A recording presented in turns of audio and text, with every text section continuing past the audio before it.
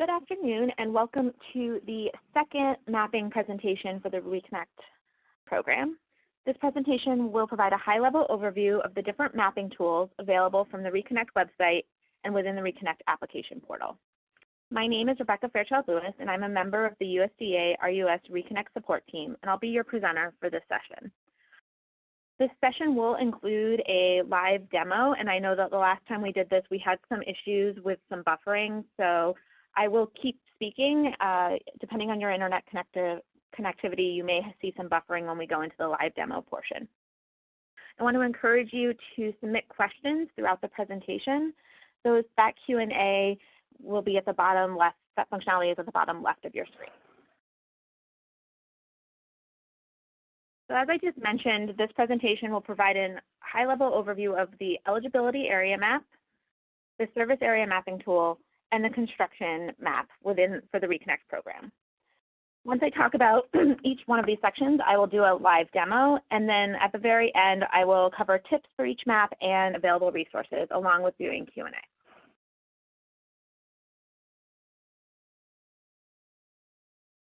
First, I'll talk about the eligibility area map.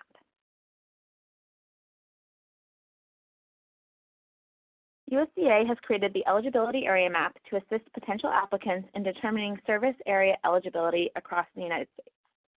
This map is located on the ReConnect website under Mapping Tool, where you see the gold arrow on the screen. And the layers of this map show ineligible areas along with information used to calculate the evaluation criteria for the 100% grant and the 50-50 loan grant combination product. I want to stress, and I'll say this a couple of times, this map does not show where there is or is not 10-1 service. This map shows areas that are considered ineligible based on the funding opportunity announcement. Now I'll talk about the eligibility area map layers. Before we go to the live map, I want to talk through these. The data used to create these layers is the same data that's used within the application system itself.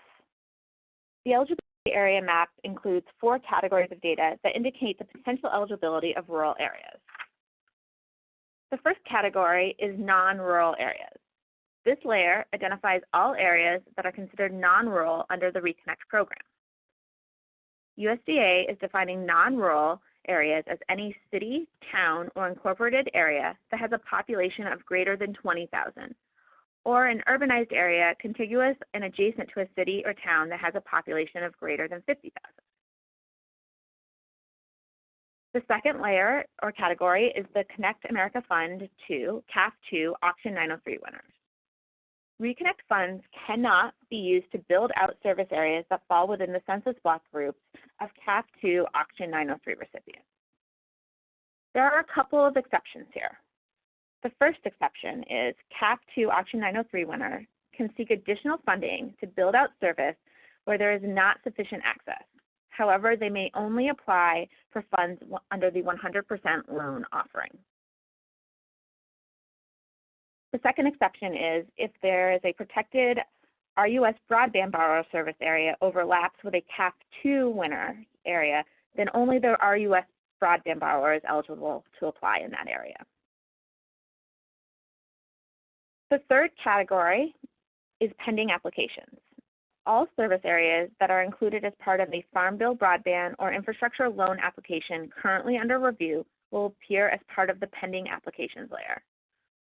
Additionally, all ReConnect Round 1 applications still under review will appear within this layer. Yes, at the time of the application window opening. Any service area in the pending status will be protected from subsequent applications submitted to RUS requesting funding in that service area.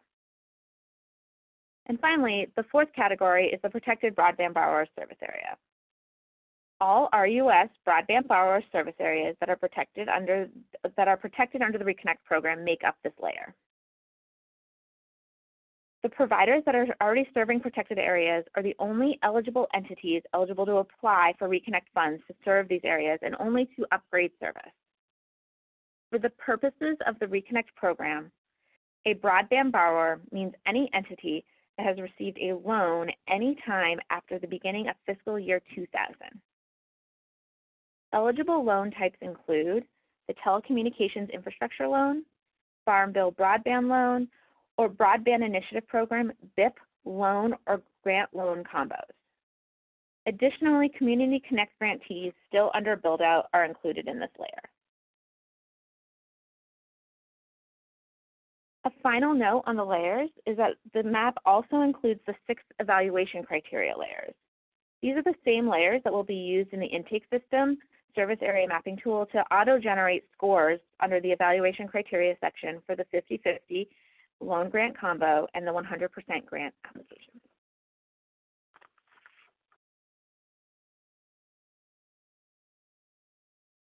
Now I'm going to move into the map data sets. USDA has made the data sets used in developing the eligibility area map available for the public to download. Potential applicants are able to use these data sets to explore and draw their proposed service areas in their own software prior to entering the ReConnect application. The eligibility area map layers I just covered are all available to download. You can find the description of the source of what is included in these data sets and the date that they were last updated on the website. While these data sets will help applicants develop their proposed funded service areas, USDA will conduct a final evaluation of service area eligibility following the application window deadline. USDA has also made the data sets that are used to determine special evaluation criteria available to download. These data sets represent a specific moment in time and will not be modified during over the course of the current FOA. The special evaluation criteria data sets include essential community facilities. This data set includes fire stations, local law enforcement, prisons, state emergency operations centers, post offices, and town halls. To develop this data set, USDA merged Homeland Infrastructure Foundation level data updated as of October 2018 and the USGS National Structures data set as of August 2018. Next, educational facilities. This data set includes any public or private educational institutions that offer college, professional, preparatory, high school, middle school, junior high school, elementary, or kindergarten instruction, or any combination thereof, along with daycare centers, museums, and libraries.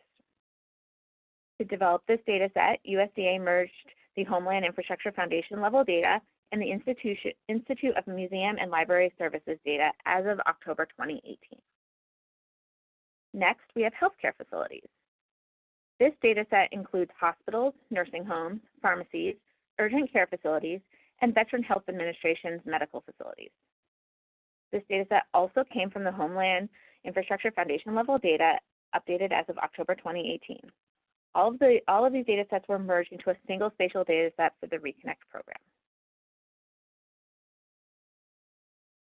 The next data set is the number of farms by county. This data set contains the number of farms by county as defined by the 2017 Census of Agriculture.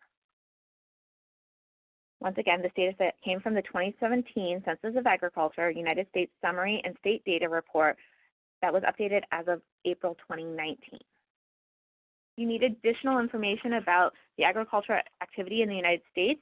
This is available on the USDA's National Agricultural Statistics Service 2017 publication webpage. A quick overview on how USDA will use this layer in calculating a score for evaluation criteria. USDA will take the total county area in square miles that is covered by the PFSA. The mapping tool will calculate that analysis area in square miles as a percentage of the total county area in square miles, and then multiply the total number of farms within that county, located within that county. This number will then be used to develop the applicant's score, with applicants getting 1 point for each 10 farms served for a maximum of 20 points. If more than one county is covered, the sum of the analysis areas will be used to determine the total number of farms by PFSA. The next data set is opportunity zones. An opportunity zone is an economically distressed community where new investments under certain conditions may be eligible for preferential tax treatment. Localities qualify as opportunity zones if they have been nominated for that designation by the state and that nomination has been certified by the Secretary of the U.S. Treasury via his delegation of authority to the Internal Revenue Service. This data set contains all population census tracts designated as qualified opportunity zones as of December 14, 2018. You can find additional information about qualified opportunity zones on the U.S. Department of Treasury CDFI Fund Opportunity Zones resource page. Next, we have rurality, 100 miles from urbanized areas. So there are two ways that an applicant can gain points for rurality. One is through the density calculation detailed in the funding opportunity announcement. The second is by having all PFSAs in areas that are at least 100 miles from an urbanized area. The USDA has developed a shapefile that contains multi-part features for all 2010 census urbanized areas surrounded by a 100-mile buffer. As a reminder, urbanized areas are areas of 50,000 or more people. You can find more information of how the census defines urbanized areas on the census webpage.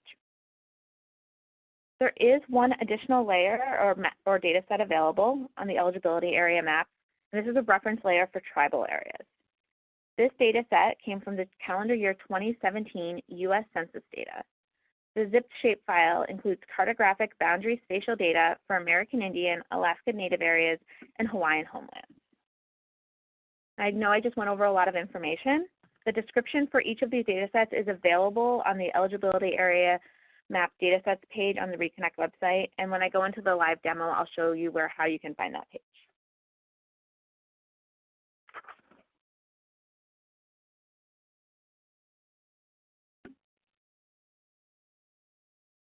So a couple of considerations when using the eligibility area map. The datasets I just discussed can be used to help plan and project your application score. I also want to note that the protected borrower and pending application layers may be updated during the funding window. If this is the case, the website will be updated with a new dataset and the date of the last update will be clearly visible. I mentioned this before, but all of the evaluation criteria datasets are locked, and these will not change during the funding window. There is not a challenge process for missing facilities in these datasets, unless the missing facility is on tribal land. If this is the case, an applicant can submit documentation from the tribal leader stating what the missing facility is and that it is currently being used for the indicated purposes, and submit that with their application in order to gain those points. This information is outlined in the fiscal year 2020 funding opportunity announcement. While USDA is providing the ReConnect program eligibility area map and the data sets that make up the map, it's still going to be the applicant's responsibility to ensure that the PFSAs or proposed funded service areas does not already have sufficient access to broadband service. Once again, this map does not show where there is or there is not 10-1 service.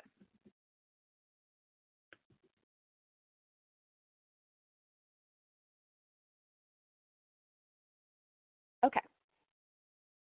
So now I'm going to go into a live demo, so bear with me while I get this set up to do this appropriate screen share.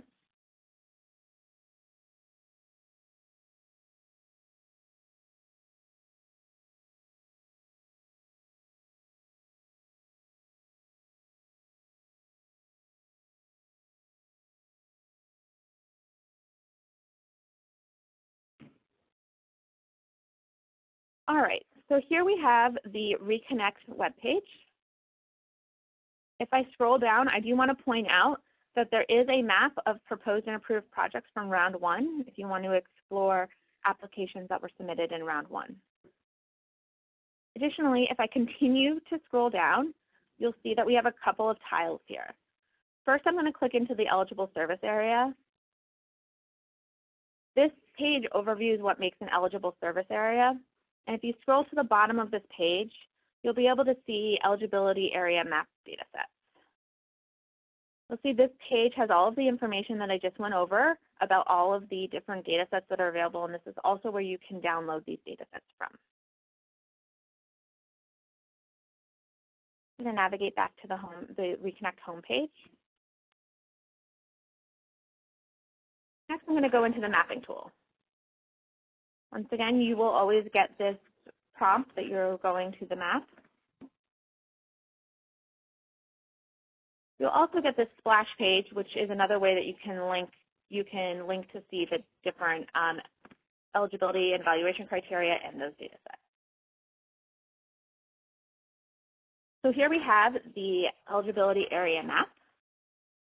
This is this map. You'll get very familiar. This basic map is what you're going to see in all three tools. In the top right-hand corner, I've got a couple of different items. First, I have the legend. This legend is going to tell you which each color means that you can see on the visible map. So based at this level that I'm looking at, I can see 4 different layers. I can see a dark blue purple color that is the CAF 2 Auction 903 winners. Also able to see an orange color that represents non-rural areas, yellow for pending applications, and the gray color that's the protected broadband borrower. I'll talk about this a little bit later, but depending at the level of which you're zoomed in, you'll be able to see different layers. Next to that is the layer list. So at this layer, this is what you'll be able to see all of the layers turned on. You'll see that some of the layers do not automatically default to be on, and I would encourage you to not have all of the layers on at once in order to make sure that you are being able to see maps rendered correctly. At this layer, you're also able to adjust the different transparency of each layer and based on whether it's transparent or not. You'll be able to zoom in and out, which will make it whether or not you can see through those layers. The last option here is going to be a base map gallery. Here, you're going to have a variety of choices on different base map galleries that you'll be able to see. I'm going to just leave it on the default, but if you do want to see different versions, you're able to do that. On the top left-hand corner of the screen, you're going to see your search functionality. So here on your search,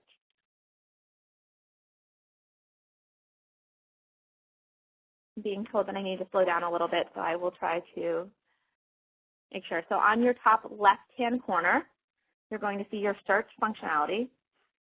On this, you're able to search location, coordinates, or providers. So if I chose a provider, Viasat, for example, I can see that Viasat is an existing CAF 2 Auction 903 winner. I can select that particular one, and it will go in and select that and zoom into that location.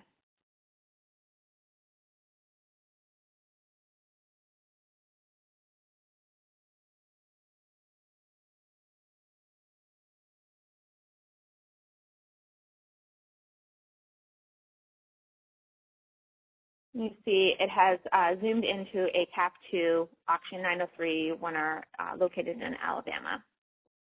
That's it.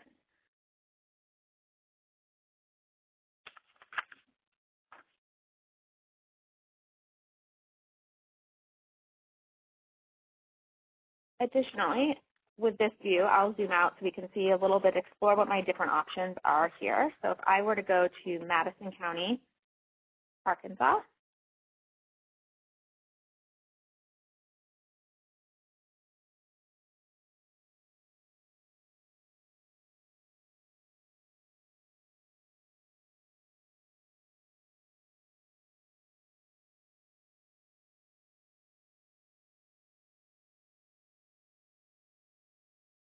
at this place, I can see that I have a number of different resources. I have this gray option here, and this represents a protected broadband borrower. I've selected it in the middle of the screen.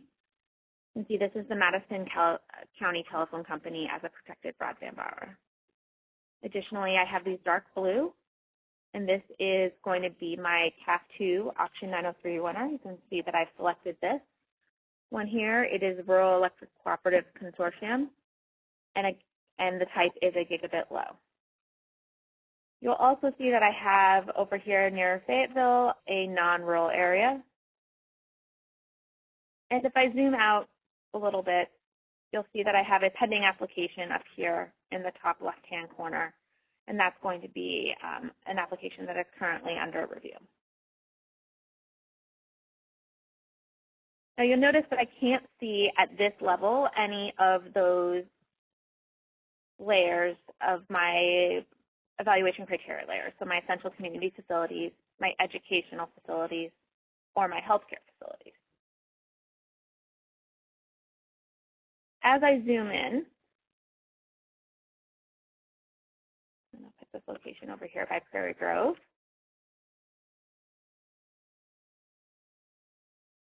You'll see that these will start to render onto the map. They've also are no longer grayed out on the right-hand layers list that I have because I have zoomed in far enough to see those. Now, if I was an applicant who was considering applying in this area, I would be able to use this map to see areas that are considered ineligible. So I know that the areas that are orange around Fayetteville are ineligible because they're non-rural. Additionally, unless I was these CAF 2 Auction 903 winners for these blue blocks in the middle of the screen, I would not be eligible to apply over those areas.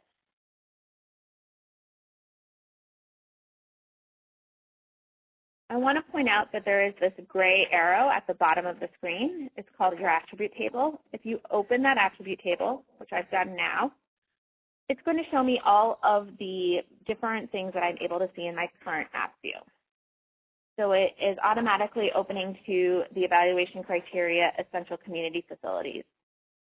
Here it's showing me a list of all the essential community facilities that are available within my current map view. You'll also see that you have the option to look through educational facilities, healthcare facilities, and you can see your Auction 903 winners and all of your other layers as well. That would be visible in the current screen.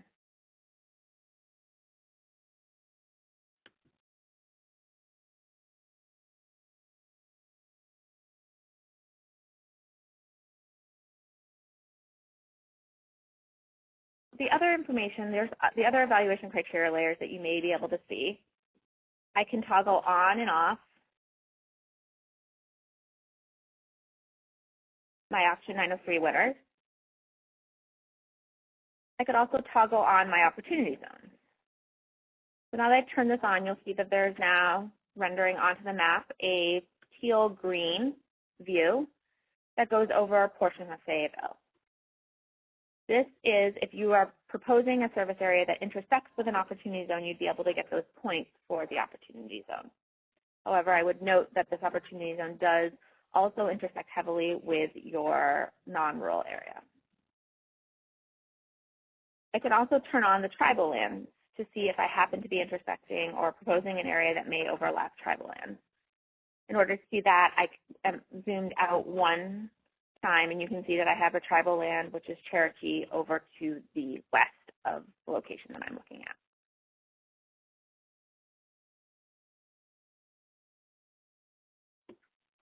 If I turn on numbers of farms by county, and I do not suggest having both number of farms by county and opportunity zones on at the same time as their colors are very similar, you'll see that the map has now filled out with different colors of green and gradations of green. If I click on a county, which is what I will select now, I've selected Washington County, Arkansas. By selecting my different entity, I'm able to see different components and different data sources from this particular data set. Most specifically, I am looking for county area in square miles and the number of farms by county, which are the last two options within this attribute table that pops up. You're able to see this. This is the numbers that will be used to calculate your number of farms score for those competitive applications. If I was curious as to what those numbers mean and I wanted to navigate to my layers list, it's now giving me a key that the different colors of green mean. So the darkest green is 1,500 to 6,000 farms by county. The slightly lighter green is 800 to 1,500, and so forth.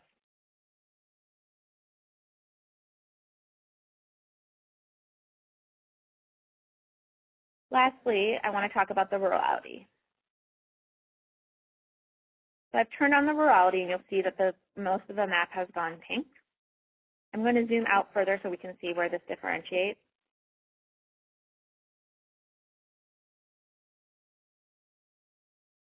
So the pink layer here, those are those 100-mile buffer zones from urbanized areas.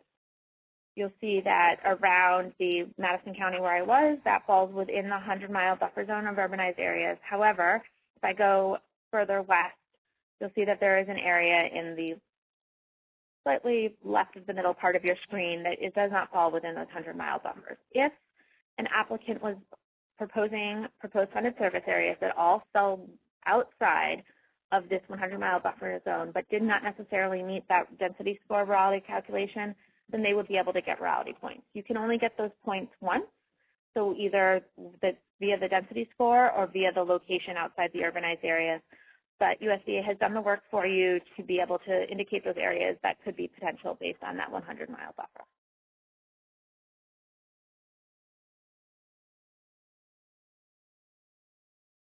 So a couple things about this map. First of all, you can't draw on this map. This is why USDA has made all of these data sets available for you to download. That will allow you to, if you have a separate mapping tool, to kind of plan and look at your PFSAs. And I want to stress one more time that this map does not include areas that have 10-1 service.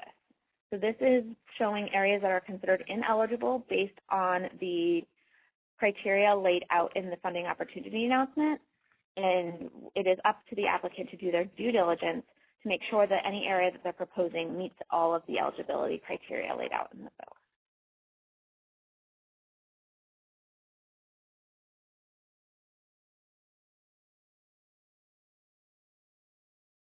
Okay, and with that, I'm going to go back to the slides for a minute.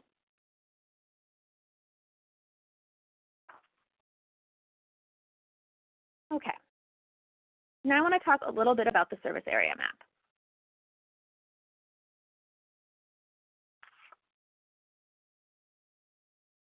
Once you log in to the ReConnect application, you'll have access to two different maps. You'll have access to the service area map and the construction map. First, I'm going to cover the service area map. Applicants will be required to use the service area mapping tool at the beginning of the application. Applicants will use the tool to draw or upload shapefiles of their proposed funded service areas and non-funded service areas.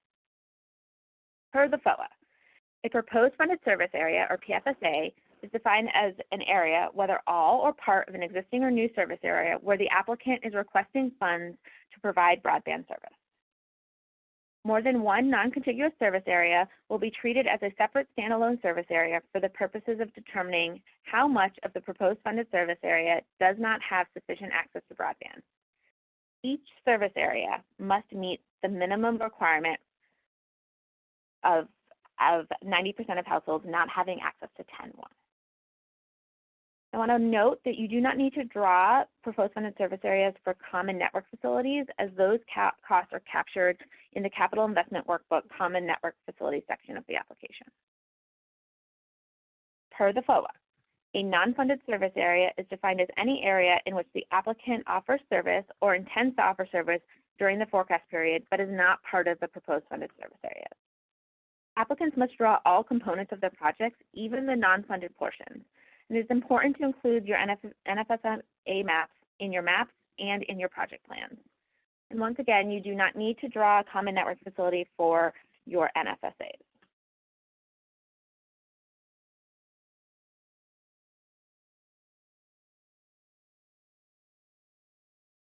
Before I go into the live demo, I want to talk about a couple of linkages in the application.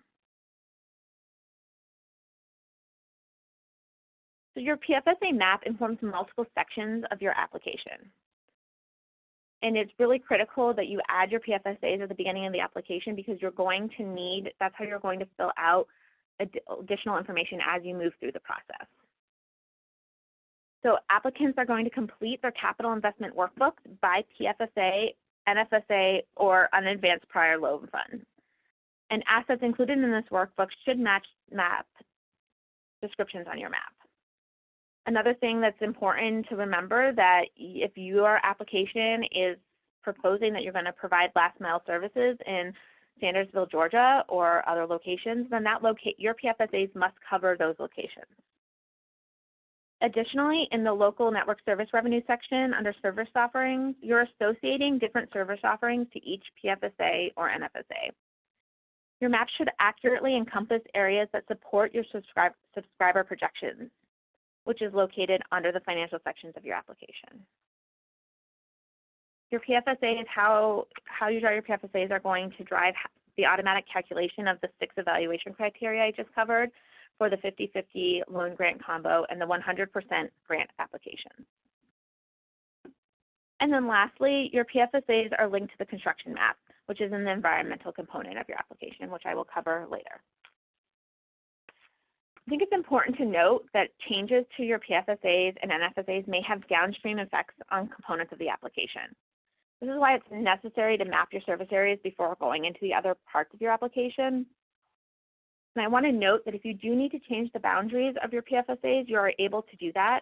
I will show you when I go into the live demo that you're encouraged to delete the shape and add or upload a new shape, but not to delete the service area itself. If you delete the service area, either PFSA or NFSA, you will lose all downstream data that you have associated with that PFSA. So do not delete the PFSA name under the service area table, which I will show you. Just go ahead and alter your shape.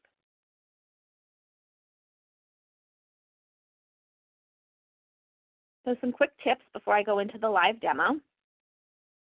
What to include in your service area. I talked about this a little bit already, but it's important to consider when you're drawing your service area on what you should include within your service area and what is included in other components of the application.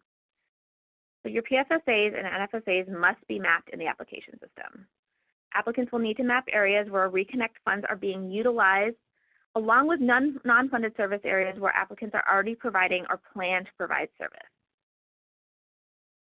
As a reminder, you're going to be required to provide service to all premises within your PFSAs. So you want to make sure you draw them accurately to reflect the capabilities of your network. Common network facilities do not need to be mapped. So in this example on this slide, you can see that PFSA 1, that's where I'm mapping. You'll see outside of PFSA 1, there is some backhaul in my example. That cost, because it's only serving PFSA 1, is captured within PFSA 1, but you do not need to draw that backhaul. Same thing with the CIW PFSA 2 component going into PFSA 2. In the middle, you'll see that there is a CIW with Common Network Facility, PFSA. Once again, you do not have to draw that. That will be captured in the Common Network Facility component of your PFSA. As I continue to move right across the screen, you're going to see that we have the same situation for NFSAs, for both NFSA 1 and NFSA 2, and then a small portion that's a common network facility for your NFSA. Lastly, I have common network facility that's serving both PFSAs and NFSAs. That common network facility should be prorated across on the costs that are going to be, and only the costs that are serving the PFSA are going to be eligible costs under the ReConnect program. It is up to the applicant to decide how to do that proration and make sure that when you're doing that proration to include justification for your decisions within the assumptions component.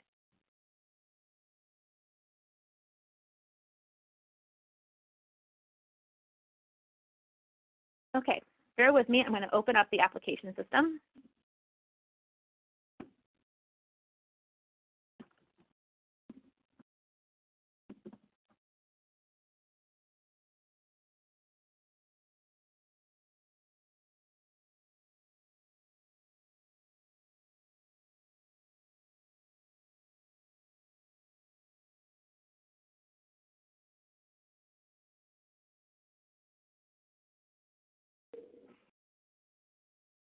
Okay.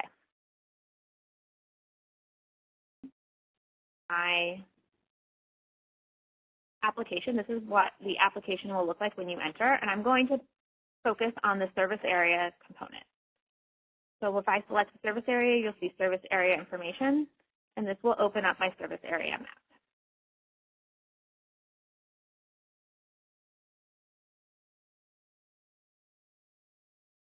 As you'll see, this looks very familiar to what we just looked at on the eligibility area map.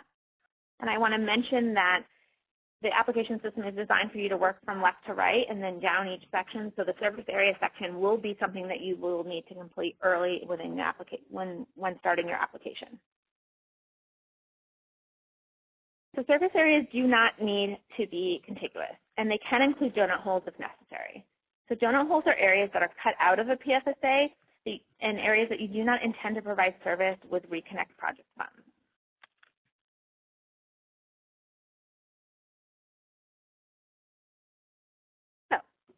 I'm going to zoom into a location where I have been making some service areas in this application. I'm in Pierre, South Dakota. To add a service area, what I want to do is on the top left-hand corner, you'll see that there's a 3-line menu. You're able to make that menu a drop-down, and I would go ahead and add select service area. So here, you can see that I have a number of service areas that I've already added, but if I want to add a service area, I would click Add Service Area. Here, you're going to name your service area. Please do not use symbols such as the number symbol or ampersand within your service area name, but we do strongly suggest that you use descriptive names.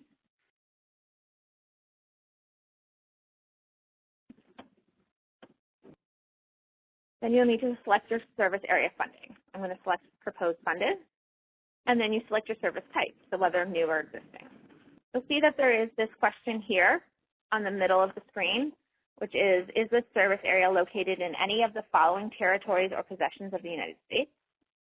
This question automatically defaults to no. Please leave it as no unless you are serving one of these areas. Now that I've added my service area, you'll see it's highlighted down here at the bottom of my screen. I'm now able to either upload a service area, a shapefile, or I'm able to draw this. A note about uploading shapefiles. In order to upload shapefiles, you would select your upload button here on the right-hand side of the screen. It is a circle with an upward pointing arrow.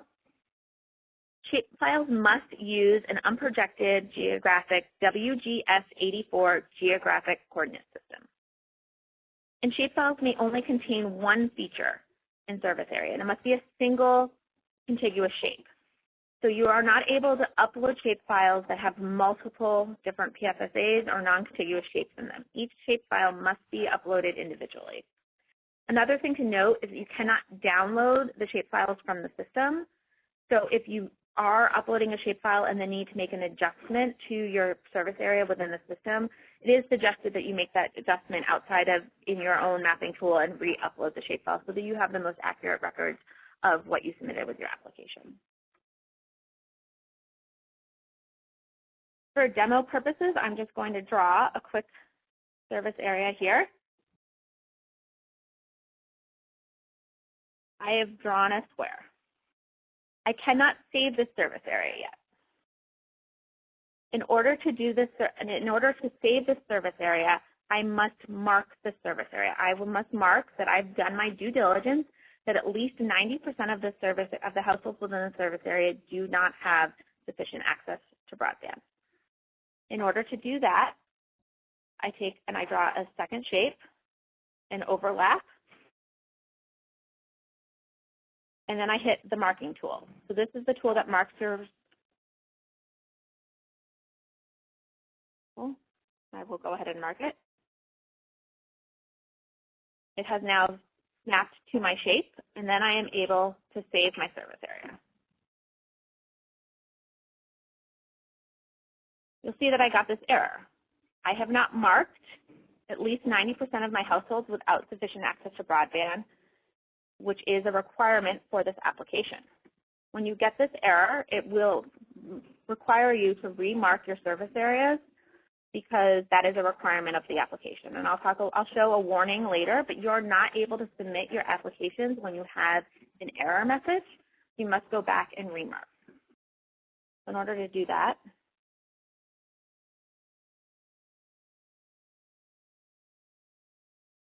okay, I've marked the whole shape, and I've clicked Save, and this will take a second. Please be patient as you are. It will take a second, and you will see this. And because I'm in the demo, it will give me this. I'm clicking OK and hit Save again, and it will do this for me. It has now saved my shape. Please be patient with all of the layers as you go through this. My layer has been saved. So you can see my service area that I just drew here. Quickly, to show a warning that you may get, which is an ineligible area encroachment, I'm going to add a new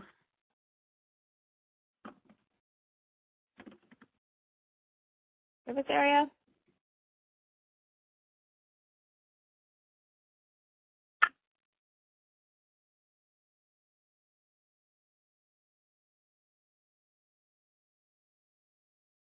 And you'll see on this map here that I do have a protected broadband borrower service area over here on the left, Golden West Telecommunications. For demo purposes, I'm going to draw the service area here. I'm going to go ahead and mark that service area.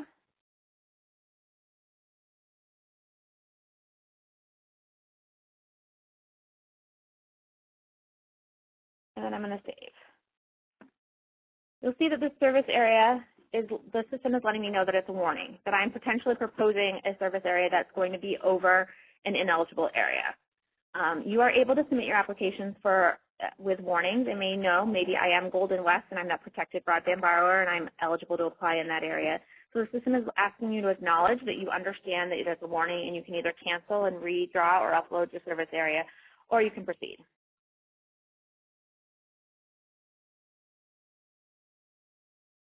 And then once again, you should not get that warning because you're not in a demo.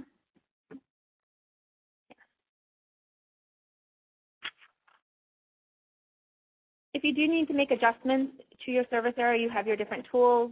Draw your polygon, a square, a circle. You can also adjust to cut out areas, for example, in this.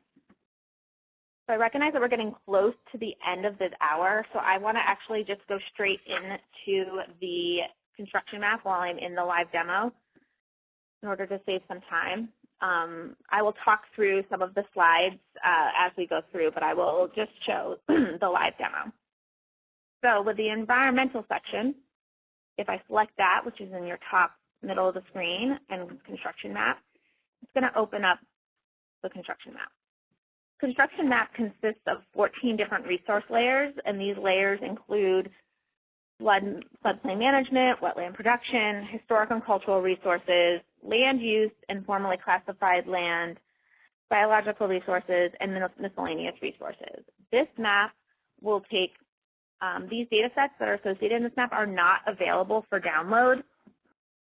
And I also want to mention that this map, because it's pulling information from a variety of differently located data sets, will take significantly longer to load than the service area mapping tool that we just talked about.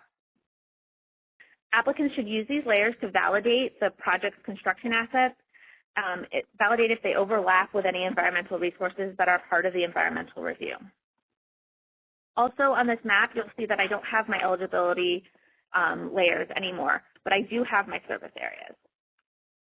So if I look at my legend, right now it's only going to be my service area, so I know where these are, so I'm going to zoom in to here. You can see all of my service areas have now rendered onto this. You'll see that there's not any other visible layers. In order to see what layers would be visible at what level, and USDA has made sure that all of the layers render at the same time, you would go to your layers list. On your layers list, you have the various layers. In order to see in each of those categories that I just went through, and then also the subcategories under. You'll see the difference between under floodplains on this screen. The floodplain levels subcategories are grayed out. That means that at the level that I have zoomed in, I am not able to see those layers.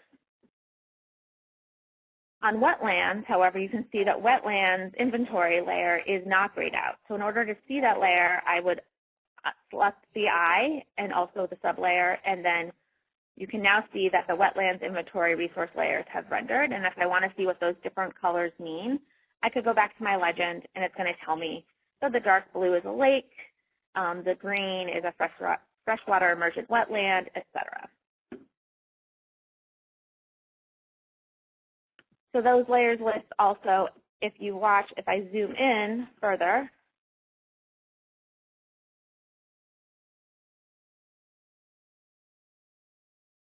and wait for a second. You'll see now that at this level that I've zoomed in, the flood hazard zones is now going to be a visible layer at that level. I'm not going to turn it on because it will slow the system down. You won't be able to see. However, I can turn off the wetlands and turn this one on, and it will render on in a minute. You can see that I now have the floodway, which is that hashed color that's in the bottom left-hand screen. So on the construction map, what you're using is you're using this to add sites and routes that you are using ReConnect funds to build. So this is where you're adding assets that you're using ReConnect funds to build. You can see in my example here, where I have some sites and routes already drawn, that sites and routes are not limited to within the PFSA. So this is wherever you are using ReConnect funds to build assets. A site is defined as an asset such as a building facility, towers, parking lots, access roads, and large enclosure cabinets. And a route is defined as a path in which copper, coaxial, or fiber cable will be installed. Applicants are required to draw or upload polygons that represent sites for the proposed project and polyline or polylines for each route. If an applicant chooses to upload a shapefile for a polyline, make sure that the polyline is not self-intersecting. This can cause a system an error in the system to generate because a polyline is buffered to a polygon on the map. Once again, USDA encourages you to use descriptive names because once you add a site and route to the construction map, you will then fill out the site and route description section of the application. So in order to add a site or route, I would go to site or route. And once again, just like I did for service area, I would add the site or route. Here, using this, and you choose what option. It's either a site or a route, and go ahead and save. And then same process, either upload or draw your shape, just like we did last time. And then save. And once again, this may take a second for it to render, because it is pulling information on whether or not there's any intersection with those resource layers.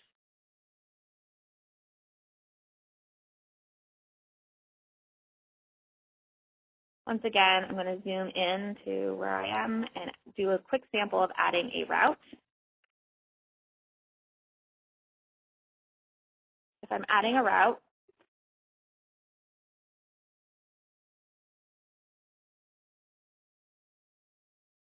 here you're going to have options. So what we have here is it's going to specify the width of the route. It defaults to 75 feet. You can go as low as 25 and you can go up to 200. You're using this to default the area that you would need to disturb when laying or when laying a route.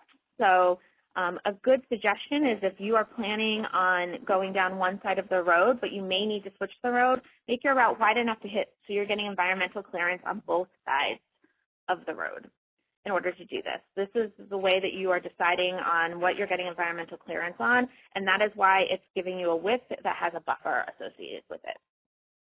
You can draw routes for each install type, or you can draw all of your routes and select multiple install types. That is up to the applicant and with regards to what you want to do for various different layers and how you would potentially get environmental clearances. I'm going to leave it at, I'm going to put it down to 25 feet. I'm going to save. And then just similarly to how I did this, I'm dragging my route and then double clicking and hitting save. And it will do the same process that I just did.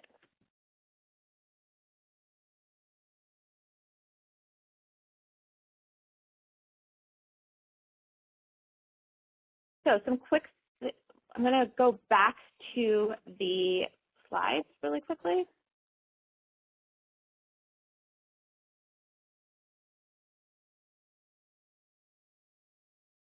I've skipped over a number of the slides. However, I did discuss everything that we were talking about. Quickly, here are the resource layers. So all 14 resource layers include flood hazard zone, flood frequency, national wetland inventory, tribal lands, National Register of Historic Places, farmland, formally classified lands, wild and scenic rivers, coral reef ecosystem, critical habitat, air quality, sole source aquifer, coastal zones, and coastal barriers. And once again, these layers are not available for download. These layers are pulling separately, so you'd have to, and they are for reference layers to see where you may have intersects with environmental components. And then one last thing about the construction map linkages. You want to make sure that what you're adding to your construction map matches other components of your application. So for example, if you said you're going to build 6 towers, we would expect to see 6 different sites within your construction map.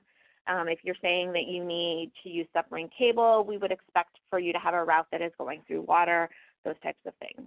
You also want to make sure that all of those costs and assets are accurately reflected in your capital investment work. And then I mentioned it really briefly, but as you draw your sites and routes, you're going to also have your site route descriptions, which are going to drive the environmental questionnaires, which are components that you would complete in the environmental section of the application. Really quickly, there's a lot of available resources. There were workshops, there's webinars. We're posting webinars on the website. There's also resources including fact sheets and FAQs, and there is the ReConnect help desk, so contact us. You can submit questions through there to people that help provide assistance as you are completing your application. And I have a few minutes for Q&A, so I'm going to look at some of the questions that were submitted and see if I can address those. Okay. So I have a question, can a PFSA be altered, either grown or shrunk after the financials are input? So yes, you can alter your PFSA after you've done this. This is what we talked about it being really important for you to not, you can delete your shape, but not to delete your PFSA name. So if I am, seeing if I can get a screenshot for you. So on this screenshot that I have on creating a service area polygon, you can use the tools to the right to adjust your PFSA or re-upload a file, but it's really important not to hit, and I know it's hard to see, the red X's here and delete your PFSA. If you delete your PFSA, you're going to lose that information that you've entered in your financial section. So I would encourage you to use the tools that you have on the side with your shape, but not to delete the name of your PFSA, because you will, if you do that, you will lose your downstream.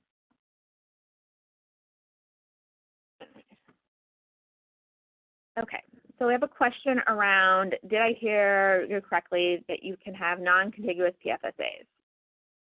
So each PFSA must be a contiguous shape. If you have multiple areas where you're planning on providing service, and those are non-contiguous, you'll need to have individual PFSAs that you'll upload. So each shape that you upload has to be a contiguous shape. So you can have various non-contiguous PFSAs, but you would have to upload each one of those shapes individually to a new PFSA. So we have a question, do you have to draw a site or route if you're building an existing right-of-way and not disturbing the environment? Yes.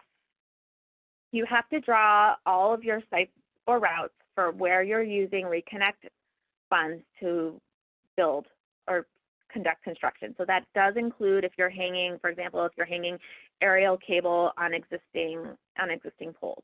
You still need to draw that route, and then you would provide that information accurately when you're filling out the site and route descriptions, and then that will help drive what you need to do on environmental clearance.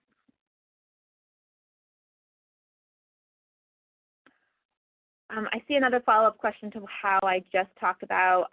If in your PFSA, if you want to upload a new shapefile, can you do without deleting your PFSA? Yes, you would select the shape that you have in there, delete that, and then upload a new shape. Just don't select that X. So on the screen that I'm currently showing, on the slides, you select, do not hit this red X, and I wish you could see my cursor where I'm scrolling. Do not hit the red X and delete the name, but rather use delete in your tool. So I'm going to switch to the next slide. So in the tools, in the red area, you can select your shape and delete your shape, but keep your PFSA name.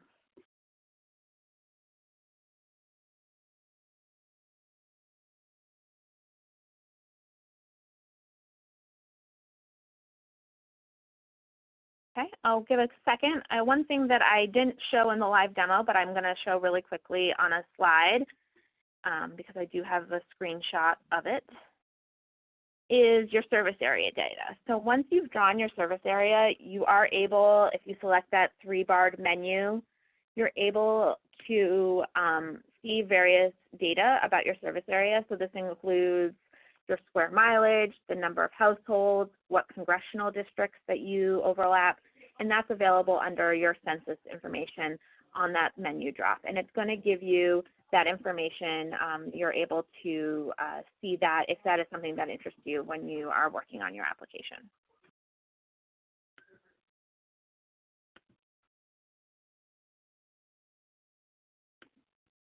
Okay, I'll give it a couple more seconds. I don't see any additional questions coming in.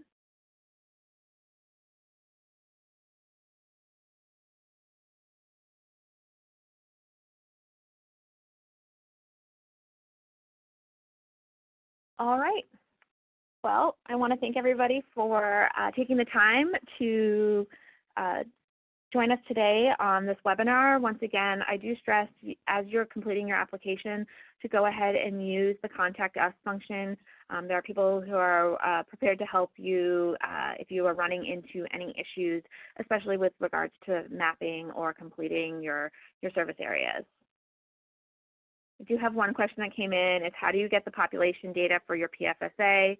So this data is coming from the 2010 census, and it is going to pull on any census block that your PFSA intersects. It's going to pull the full population based on that census, based on the 2010 census and that census block.